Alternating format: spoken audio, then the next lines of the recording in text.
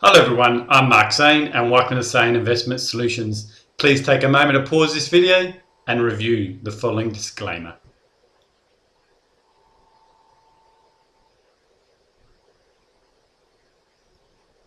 Thank you for that. Welcome to week 9 of the Forex market review. Today's going to be a quick session. We're going to take a look at one pair that we're in, the New Zealand USD, and then two pairs which look like they're possibly going to be a good trade setup. Without any ado, let's jump straight to those charts. Last week we discussed looking at taking a possible New Zealand USD short position. The reason why we're looking at that is because we've seen the market push back up, hit this weekly 200 EMA line, had a pullback lower, come back, retested it again, and we're looking for a push back lower off that 200 EMA. So what we want to see is some resistance forming, and generally the 200 EMA line on a higher time frame generally is a higher probability of things going in your direction. But what we do want to consider is we could have a possibility 1, down for 2, up for 3, down for 4, and going back up for 5. So if we use our Fibonacci retracement tool on that wave 3, looking for the first large AO, seeing the pullback, it's come back to its minimum 38.2, it's come back to the 50%, it's now pushing back higher. So we could be seeing a 1, down for 2, and up from there on a lower time scale, but we could be in a wave 5 higher. So that's something just to keep in the back of your head. We then jump down to the 4-hour chart, 5-hour daily chart, and we can just see we're looking at this pushback up here. And then we're looking at a shorting position. Looking left, we can see a DSR level, and it's definitely come into that, hit it, forming a new DSR zone around about the same level, and it's starting to push back lower. We drop down to our 4-hour chart. We want to see a higher high in price. So here we see our higher high in price, and we see our AO stepping down. So as price is stepping up, the awesome oscillator is stepping down. And that's showing that price is going higher, but less people want to pay that premium price. That's the easiest way to put it. We then want to see it push down, push back up, and then try to take a position lower. To do that, we drop down to the 1-hour chart. We're just going to roll back a little bit. We're going to see this 1, up for 2, down for 3. Because we see this large AO, we know that's 3. Pull back for 4. How far did it go? Drawing our Fibonacci tool from the start to the end of wave 3. We know wave 3 is ended when we see the first large AO come back above the 0 line. We need to come back to the minimum 38.2. It didn't do that, so therefore we wouldn't have taken a position here shorter. So what we want to then see is for this whole decent pullback on a 4-hour chart.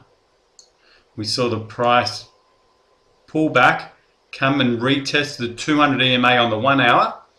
We then look for a break lower. So around about here's the entry position. You put your stops up here. If you want a nice tight stop loss, you probably could have had something like 40 pips. And then you would have seen it come all the way down to this level down here. So 40 pip stop loss.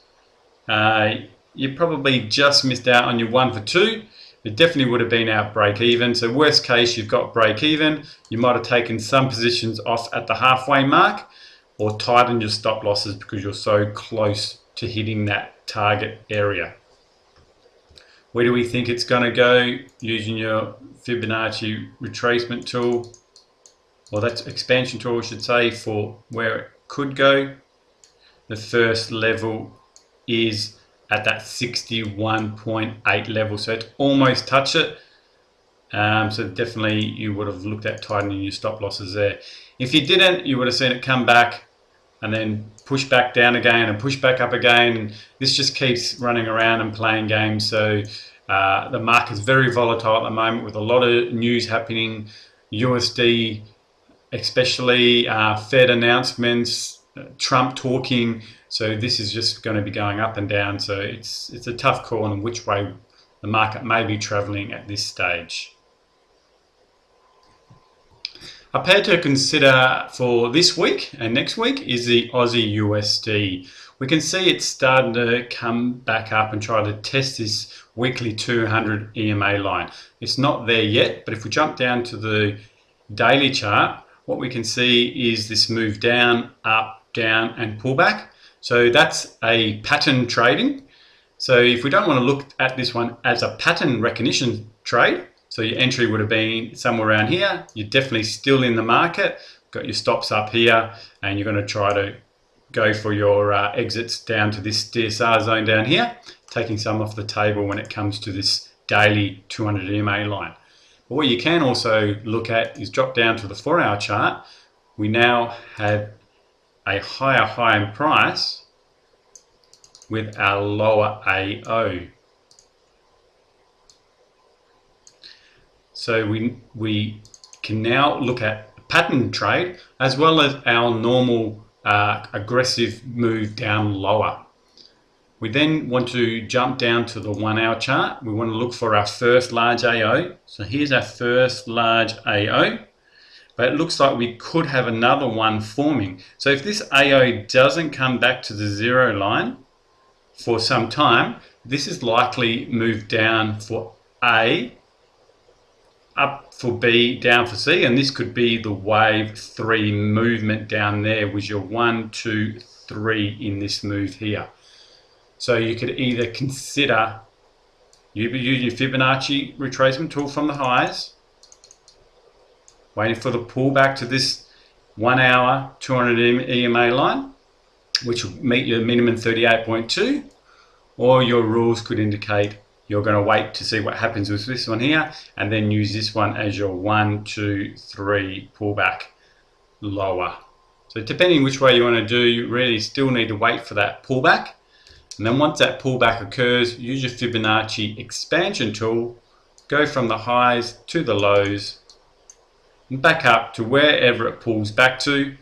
And then you're going to be using your Fibonacci expansion levels to determine where you want to get out. Always look left, so there's definitely going to be some resistance around this level here. So if we zoom out to the daily chart, we're going to see some resistance somewhere around here as well.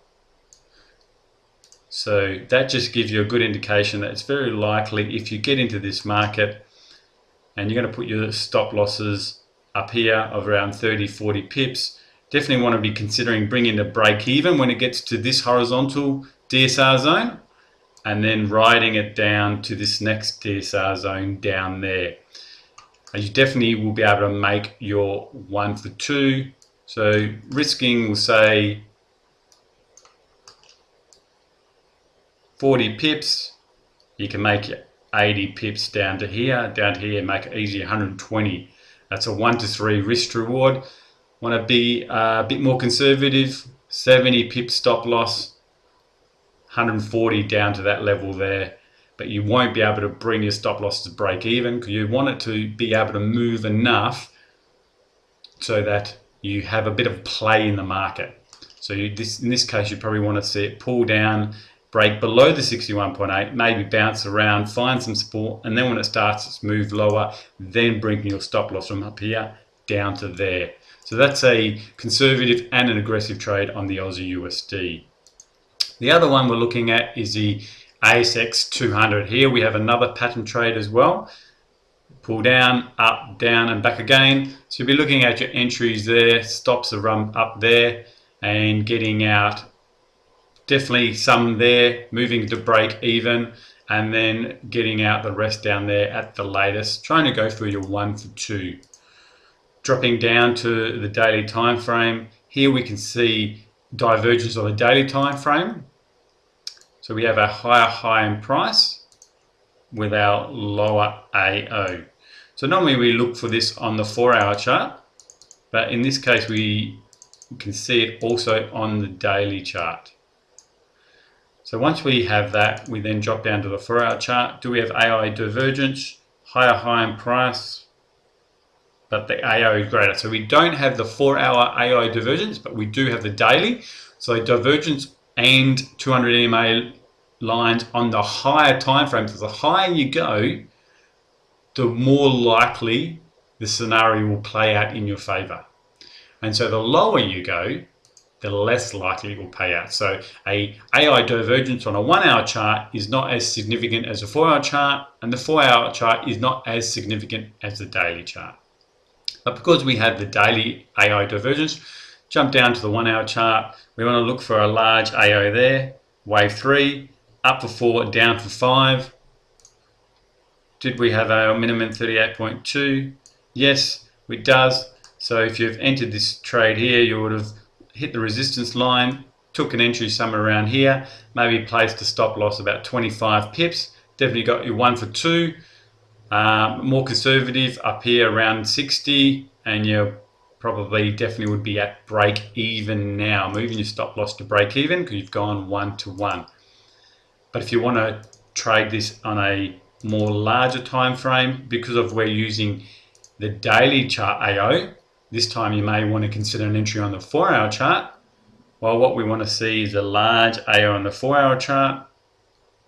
Use our Fibonacci retracement tool. We want to see it come back to the minimum 38.2. And when it comes back to that level, we can then look for maybe an entry on the 1 hour chart. And then we'll be putting our Fibonacci expansion tool on from the highs to the lows, back to the highs again. So this would just keep moving up and down until it came to the confirmation area. And then if it was there, you would just get in, put your stop losses, maybe 30 to 80. Definitely could make your 1 for 1 on your more conservative area at the 61.8 and your 1 for 2 at the 100%, which is also the daily DSR zone. So there's a couple good setups occurring on the Aussie and the Australian Stock Exchange moves lower. Thank you for that. That was week 9 of the Forex market review. I hope you enjoyed this video. Patience is the name of the game. I understand there's not a lot of trades that occur with the rules that I like to trade, but the success rate is there around 70%, and the win to loss ratio, winning more than we lose. So going for double the amount. If you're risking $100, making at least $200, you can have a 50-50 or even a 40% success rate and still make money. And that's the name of the game. Risk to reward, back test your system, and keep those losses to a minimum. Here at Sane Investment Solutions, we wish you all the best in your success. Take care. Bye-bye.